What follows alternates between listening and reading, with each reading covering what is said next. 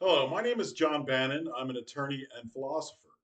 In today's video, I'm going to explain how superdeterminism destroys Alfred North Whitehead.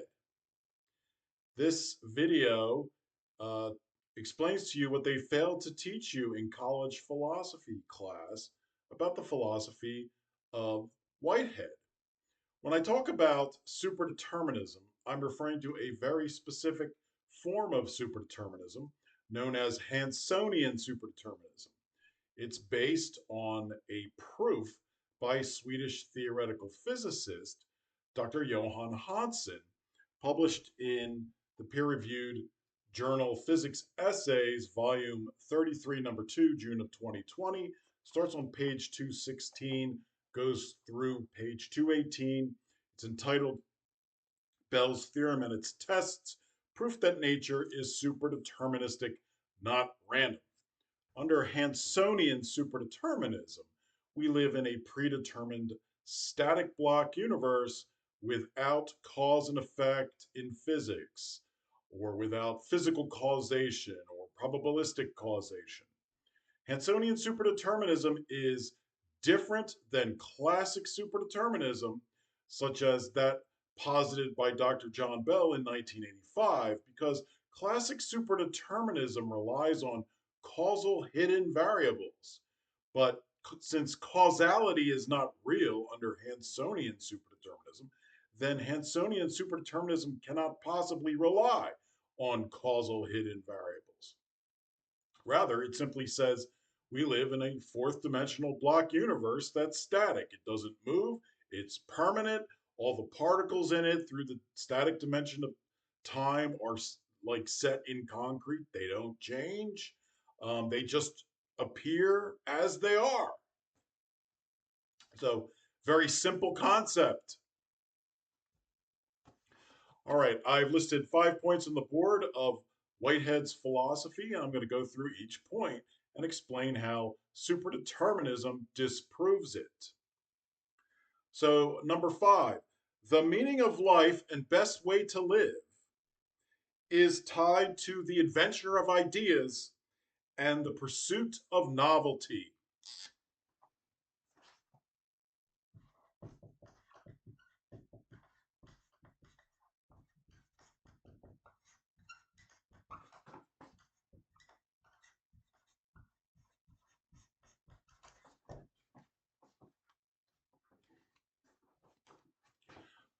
However, under Hansonian superdeterminism, there's no such thing as actual novelty in the static block universe. Because our static block universe consists of 3 dimensions of space and one static dimension of time, and because there's no cause and effect in physics, then all the events that ever happen in the universe, whether in the past, present, or future, presently exist. They are not caused to come into existence. They are permanent, and everything is predetermined. So there is no actual novelty in the static block universe. Whatever is in the static block universe stays in the static block universe. And if it's not in the static block universe, then it's not coming into the static block universe. Hence, there's no such thing as actual novelty. Um, Moreover, the idea that the best life involves seeking ideas and novelty, that is a potential. And under Hansonian superdeterminism, the universal meaning of life cannot be a potential. And the reason for that is because in our static block universe, every moment of your life from birth to death is still presently there. So you have a block life. Anything that's alive has a block life uh, in the static block universe, which consists of all the events of their life from birth to death that statically appear in the static dimension of time as that person proceeds in their existence. So you have a block life. Well, anything that's a potential cannot be a universal meaning of life because you can't say to somebody that X is the meaning of life when X never happens in their block life. So that's a meaningless statement. So if you're going to claim there's a universal meaning of life, then it can't be any sort of potential that may or may not appear in somebody's block life. Rather, the universal meaning of life under Hansonian superdeterminism is the block life itself. So it's the predetermined role that you play in the predetermined static block universe. Number four, every actual entity, the building blocks of reality, is an act of self creation.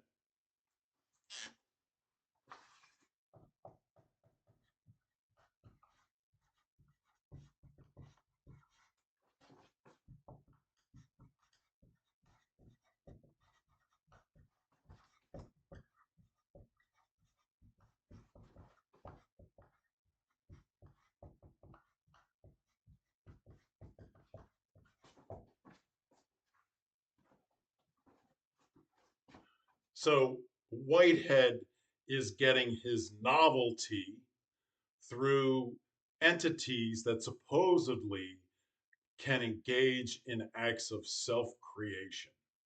So, this is where this novelty comes from. But under Hansonian superdeterminism, self creation is an impossibility without cause and effect in physics. Number three, pan experientialism.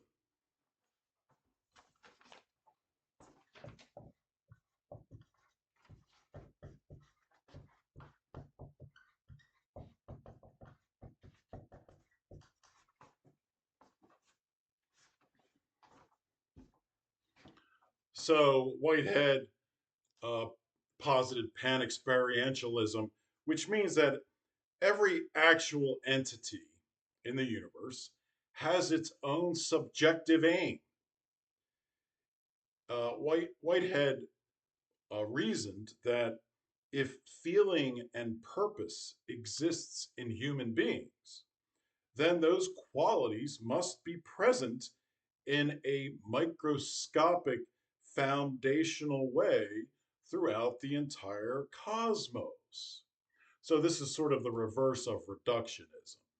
So Whitehead is saying, well, if we have feelings as human beings, then there must be a way that that reduces to the smallest units of reality, which means that the smallest units of reality must also have some sense of feeling or aim or purpose in their existence. Um, However, Hansonian superdeterminism disproves this. And the reason is because human consciousness is a predetermined aspect of the static block universe, then it actually leads from the organization of brain particles, which are the physical realities that are predetermined by the static block universe. So, consciousness is the result of a very complicated, sophisticated arrangement and organization of brain particles through the static dimension of time. And an ordinary particle of matter uh, isn't uh, included in such an organization, such that you would think that the particle would have any feelings or purpose or aim. So, under Hansonian superdeterminism, because all events in the block universe are predetermined, that means that, for example, if you consciously decide to move your arm, that your arm is a physical object, so that future movement of your arm has to be a predetermined event in the static block universe. But if your arm movement is a predetermined event, then your conscious decision to move your arm must also be predetermined, which means consciousness has to be a predetermined aspect of the static block universe. And the only thing where our consciousness is located that's physical is brain particles. So it must be these predetermined brain particles that are giving rise to our predetermined consciousness. So pretty clearly under superdeterminism, human consciousness is a physical reality and is a predetermined aspect of the static block universe. So it's the organization of particles that results in human consciousness, and it's not just not the cumulative result of particles with their own aim and consciousness. You need a very um, unique organization of particles to result in consciousness. It's not just accumulation of particles with their own aim or consciousness that creates this greater consciousness. Number two, the past is prehended or felt by the present.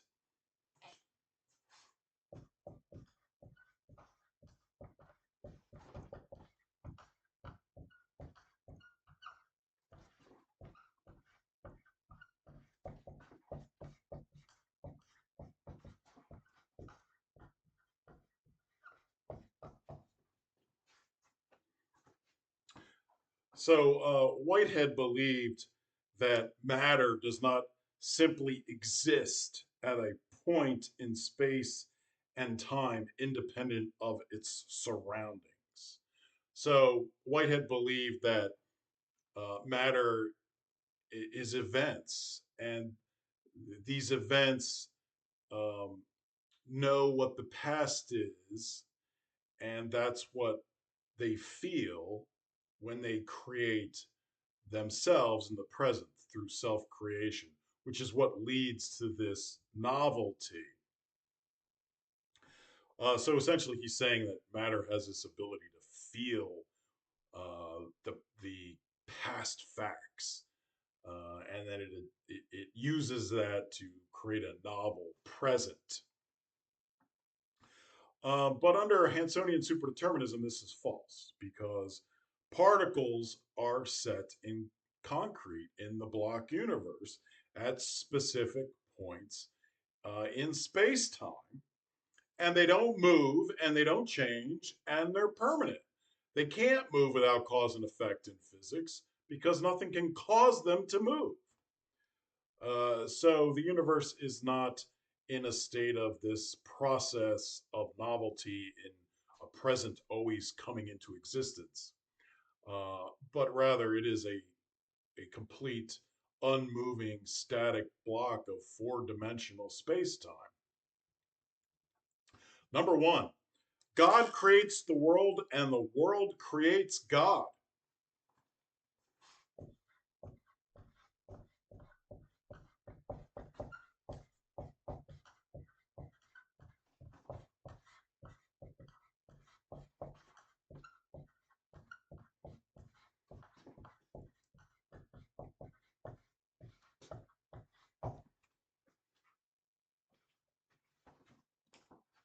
So Whitehead believed that God is an integral constituent of the universe's ongoing process.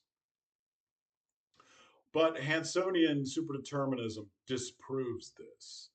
Uh, there is no movement or process in our static block universe because there's no cause and effect in physics. So nothing can be caused to move. Nothing interacts without cause and effect in physics, so there can't be processes. There's no moving dynamic time to allow for a process without cause and effect in physics.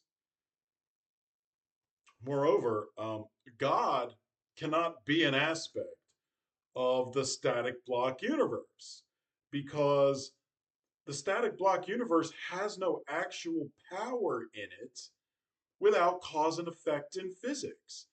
And God is the creator of the universe, and he couldn't create the universe without actual power. So God cannot be an integral part of the static block universe because God would be powerless if that was the case. And he couldn't be the creator God, which means he couldn't be God. All right. Well, I hope you learned something, and I'll give you a second to look at the board.